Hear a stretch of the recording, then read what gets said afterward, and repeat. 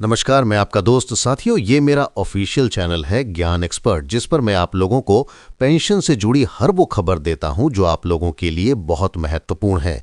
और अगर अभी तक आपने इस चैनल को सब्सक्राइब नहीं किया है तो इस चैनल को जल्दी सब्सक्राइब कर लें। तो चलिए वीडियो शुरू करते हैं। आज का दिन ऐतिहासिक है क्योंकि आज हम आपके लिए वो खबरें लेकर आए हैं जो न केवल आपके वर्तमान बल्कि आपके सुनहरे भविष्य की गारंटी भी तय कर सकती हैं। जी हाँ दोस्तों, इस वक्त की सबसे बड़ी और सबसे महत्वपूर्ण खबरों के साथ हम हाजिर हैं। आज हमारे पिटारे में दो ऐसी महा ब्रेकिंग न्यूज हैं जो सीधे तौर पर आपकी जेब, आपकी पेंशन और आपकी सामाजिक सुरक्षा से जुड़ी हैं। पहली खबर आ रही है कर्मचारी भविष्य निधि संगठन यानी ईपीएफओ के गलियारों से, जहां एक ऐसा भूचाल लाने वाला बदलाव होने जा रहा है जिसने करोड़ों कर्मचारियों की उम्मीदों को नए पंख लगा दिए हैं। और दूसरी खबर, वो खबर जिसका इंतजार देश के सरकारी कर्मचारी वर्षों से कर रहे हैं। जी हां, हम बात कर रहे हैं पुरानी पेंशन योजना यानी ओपीएस की। सुप्रीम कोर्ट और केंद्र सरकार के गलियारों से ओपीएस बहाली पर एक ऐसा नया दरवाजा खुल गया है जिसने एक नई बहस और नई आशा को जन्म दे दिया है। तो क्या है ईपीएफओ का वो बड़ा बदलाव? क्या 15,000 नहीं बल्कि 25,000 तक की सैलरी वालों को पीएफ और पेंशन का फायदा मिलने वाला है? क्या सोशल सिक्योरिटी का दायरा बढ़कर 1 करोड़ से ज्यादा कर्मचारियों को अपने आगोश में लेने वाला है? और क्या है ओपीएस पर सुप्रीम कोर्ट और केंद्र सरकार का वो बड़ा फैसला? इन सभी बड़े और ज्वलंत सवालों का पूरा विश्लेषण पूरी गहराई के साथ आज हम आपके सामने रखने जा रहे हैं। इसलिए आपसे गुजारिश है, निवेदन है कि आज की इस वीडियो को आप शुरुआत से लेकर आखिर तक एक एक सेकंड ध्यान से जरूर देखिएगा, क्योंकि ये खबर आपसे जुड़ी है, आपके हक से जुड़ी है। और हाँ, अगर आप हमारे चैनल पर पहली बार आए हैं तो इस परिवार का हिस्सा बनने के लिए चैनल को अभी सब्सक्राइब कर दीजिए और इस वीडियो को एक लाइक जरूर कर दीजिए। तो चलिए बिना एक पल गवाए आज के इस खबरों के महा एपिसोड की शुरुआत करते हैं। पहली बड़ी खबर, ईपीएफओ का ऐतिहासिक बदलाव।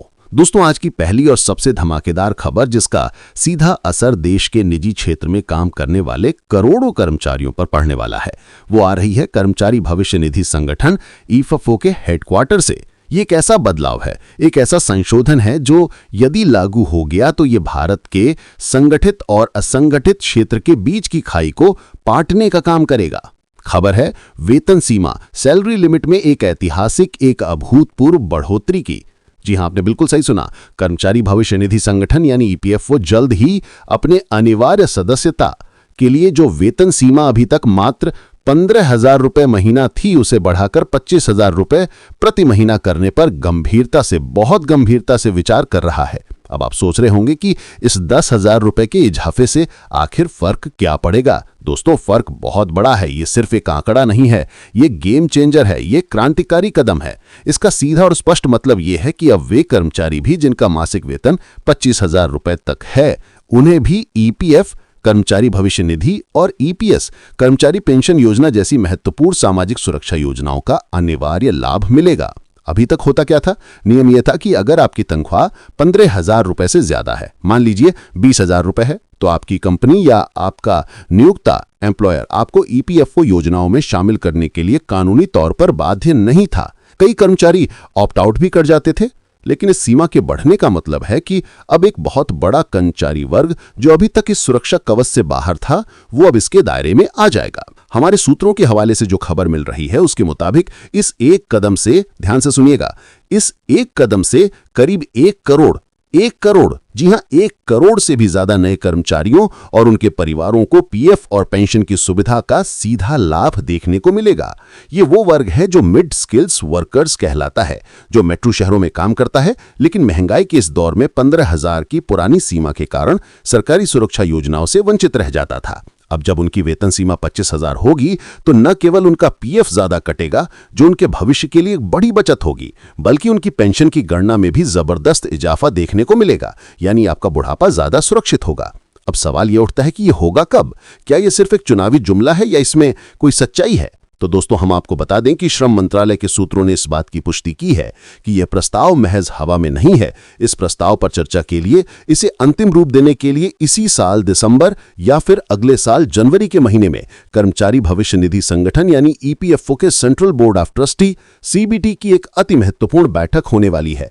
यह वही सीबीटी की बैठक है जहां इस प्रस्ताव पर अंतिम मुहर लगने की पूरी उम्मीद जताई जा रही है। अगर सीबीटी, जिसमें सरकार, नियोक्ता और कर्मचारी तीनों पक्षों के प्रतिनिधि होते हैं, इस पर अपनी सहमति दे देती है तो ये करोड़ों कर्मचारियों के लिए नए साल का सबसे बड़ा तोहफा साबित होगा।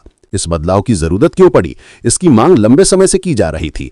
कई ट्रेड यूनियनों का कहना था कि आज के जमाने में खासकर दिल्ली, मुंबई, बेंगलुरु, चेन्नई जैसे बड़े मेट्रो शहरों में 15,000 रुपए मासिक वेतन एक मजाक बनकर रह गया है। अधिकांश कुशल कर्मचारियों का वेतन इससे कहीं ज्यादा होता है, जिस वजह से वे पीएफ के दायरे से बाहर हो जाते थे। ये कदम उन सभी को वापस इस सुरक्षा चक्र में ले आएगा। हमने इस मुद्दे पर कुछ वित्त विशेषज्ञों से भी बात की। उनका क्या मानना है? ज्यादातर विशेषज्ञों ने इसे एक सकारात्मक और व्यावहारिक सुधार करार दिया है। उनके मुताबिक ये बढ़ी हुई सीमा न केवल ज्यादा कर्मचारियों को वित्तीय सुरक्षा प्रदान करेगी, बल्कि ये वेतन संरचना, सैलरी स्ट्रक्चर को भी अधिक पारदर्शी बनाने में मदद करेगी। इससे कंपनियों को सही वेतन दिखाने के लिए प्रोत्साहन मिलेगा। हालांकि हर सिक्के का एक दूसरा पहलू भी होता है।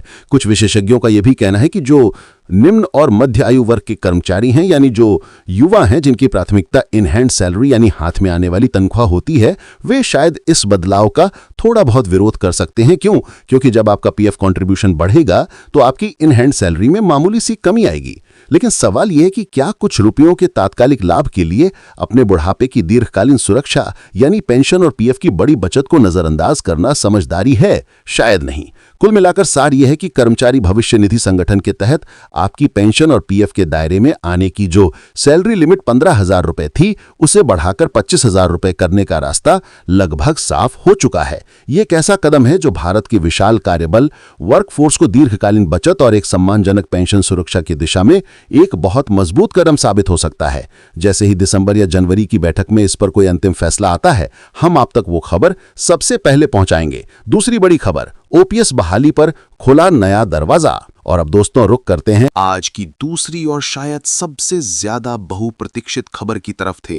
एक ऐसी खबर जिसने देश के लाखों सरकारी कर्मचारियों की धड़कनों को तेज कर दिया है। जी हां, हम बात कर रहे हैं पुरानी पेंशन योजना, ओल्ड पेंशन स्कीम ओपीएस की। खबर यह है कि अभी अभी सुप्रीम कोर्ट और केंद्र सरकार के रुख से ओपीएस की भाली पर एक नया दरवाजा खुल चुका है, एक नई उम्मीद जाग चुकी है। जैसा कि आप सभी जानते हैं, देश के लाखों सरकारी कर्मचारी जो 1 जनवरी 2004, 1 जनवरी 2004 के बाद सेवा में आए हैं, वे पुरानी पेंशन योजना की भाली के लिए लंबे समय से संघर्ष कर रहे हैं। ये मुद्दा केवल आर्थिक नहीं बल्कि भावनात्मक बन चुका है। हाल ही में इस मुद्दे को लेकर देश की सर्वोच्च अदालत यानी माननीय सुप्रीम कोर्ट और केंद्र सरकार की ओर से कुछ ऐसे महत्वपूर्ण घटनाक्रम, कुछ ऐसे संकेत सामने आए हैं जिन्होंने इन कर्मचारियों के मन में एक नई आशा जगा दी है। ये मामला इतना बड़ा है कि ये न केवल वर्तमान कर्मचारियों को प्रभावित करता है बल्कि उन युवाओं के भविष्य को भी तय करेगा जो आने वाले समय में सरकारी सेवा में आने का सपना देख रहे हैं। सोशल मीडिया से लेकर जमीनी स्तर तक ओपीएस की वापसी को लेकर बहस एक बार फिर तूफान पर है। लेकिन इससे पहले कि हम बताएं कि नया दरवाजा क्या खुला है, आइए 1 मिनट के लिए ये समझ लें कि आखिर ये पुरानी पेंशन स्कीम थी क्या जिसके लिए इतना बड़ा आंदोलन चल रहा है। दोस्तों, ओल्ड पेंशन स्कीम महज एक पेंशन योजना नहीं थी, ये एक आर्थिक सुरक्षा की गारंटी थी। ये एक वादा था कि जो कर्मचारी अपने जीवन के 30 से 35 साल देश की सेवा में समर्पित करता है, उसे सेवानिवृत्ति, रिटायरमेंट के बाद आर्थिक तंगी का सामना नहीं करना पड़ेगा। इस योजना की सबसे बड़ी खासियतें क्या थी? पहली, कर्मचारी को उसके अंतिम वेतन, लास्ट ड्रॉन सैलरी के आधार पर एक निर्धारित पेंशन की गारंटी मिलती थी। दूसरी और सबसे महत्वपूर्ण बात, इस पेंशन के लिए कर्मचारी के वेतन से कोई कटौती, नो डिडक्शंस नहीं की जाती थी। जी हां, जीरो कंट्रीब्यूशन। पूरी पेंशन का भार सरकार के खजाने पर होता था। और तीसरी खूबी जो आज की नई पेंशन योजना एनपीएस से गायब है, वो थी पारिवारिक पेंशन, फैमिली पेंशन की मजबूत सुरक्षा। यानी अगर कर्मचारी की मृत्यु हो जाती थी तो उसके परिवार, पति पति को भी पेंशन का लाभ मिलता रहता था ताकि उनका भविष्य सुरक्षित रहे। लेकिन 1 जनवरी 2004 को इस योजना को बंद करके नई पेंशन योजना एनपीएस लागू कर दी गई, जो पूरी तरह से बाजार की चाल पर आधारित है, जिसमें गारंटीड रिटर्न नहीं है। अब आते हैं आज की बड़ी खबर पर। खबर ये है कि पुरानी पेंशन योजना की बहाली का ये मामला अब देश की सबसे बड़ी अदालत सुप्रीम कोर्ट तक पहुंच चुका है। विभिन्न राज्यों के सरकारी कर्मचारी संगठनों और यूनियनों ने इस मुद्दे को अदालत के समक्ष जोर शोर से उठाया है। याचिकाकर्ताओं का तर्क क्या है?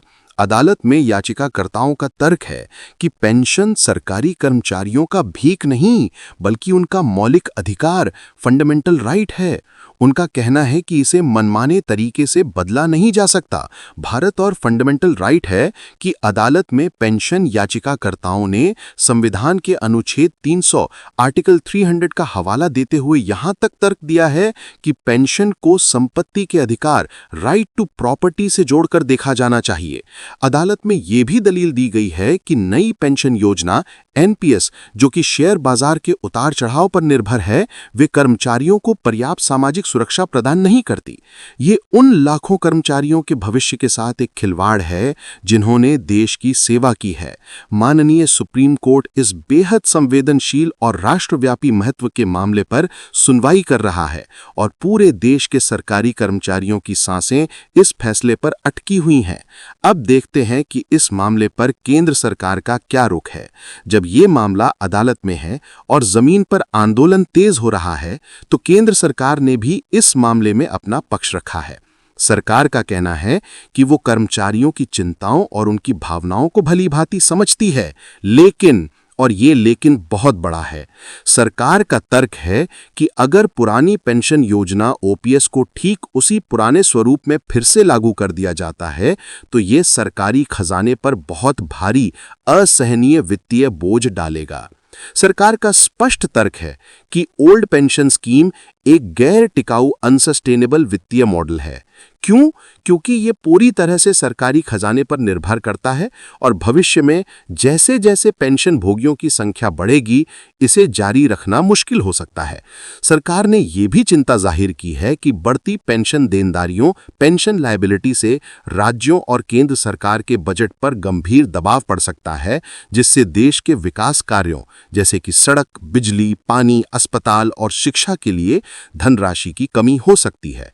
तो क्या सरकार ने दरवाजे बंद कर दिए हैं? नहीं। और यहीं पर वो नया दरवाजा खुलता है जिसकी हम बात कर रहे हैं।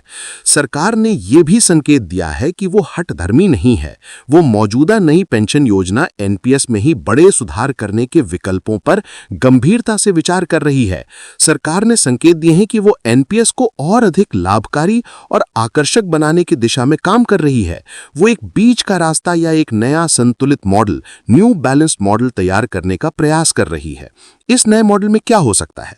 संकेत मिल रहे हैं कि एनपीएस में ही न्यूनतम pension guarantee, minimum pension guarantee को जोड़ा जा सकता है।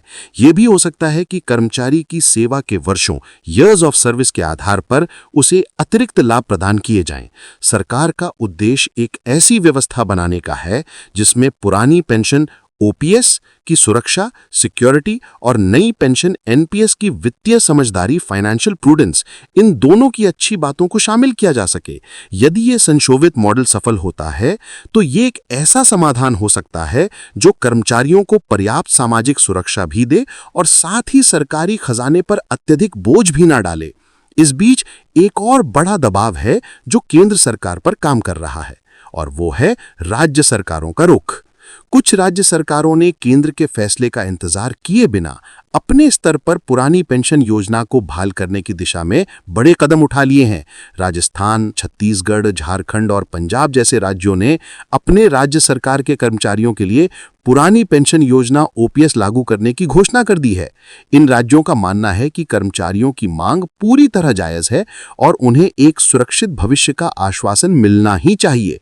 हालांकि केंद्र सरकार ने इन राज्यों के फैसलों पर अपनी चिंता व्यक्त की है और कहा है कि ये कदम इन राज्यों की वित्तीय स्थिति को भविष्य में कमजोर कर सकता है, लेकिन फिर भी इन राज्यों के कदम ने देश के अन्य राज्यों और खुद केंद्र सरकार पर ओपीएस की बहाली के लिए एक जबरदस्त दबाव बना दिया है।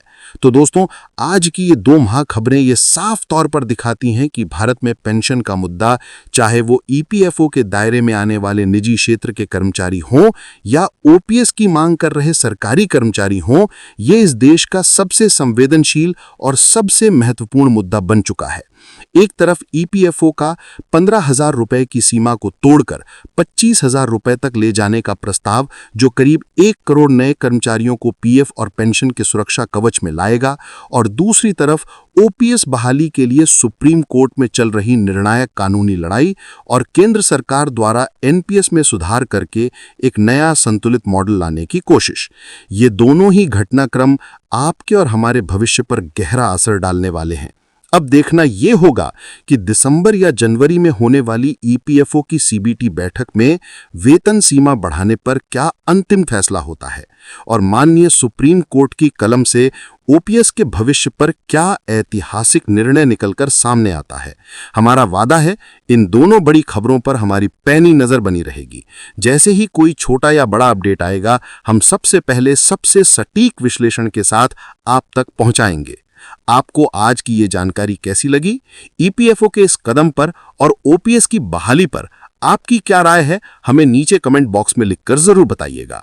आज हमें अपने बहुमूल्य समय देने के लिए आप सभी का बहुत बहुत धन्यवाद। अगर आपने अभी तक चैनल को सब्सक्राइब नहीं किया है तो जरूर कर लें, और इस वीडियो को इतना शेयर करें कि ये आवाज हर कर्मचारी और हर पेंशन धारक तक पहुंच जाए। जय हिंद, जय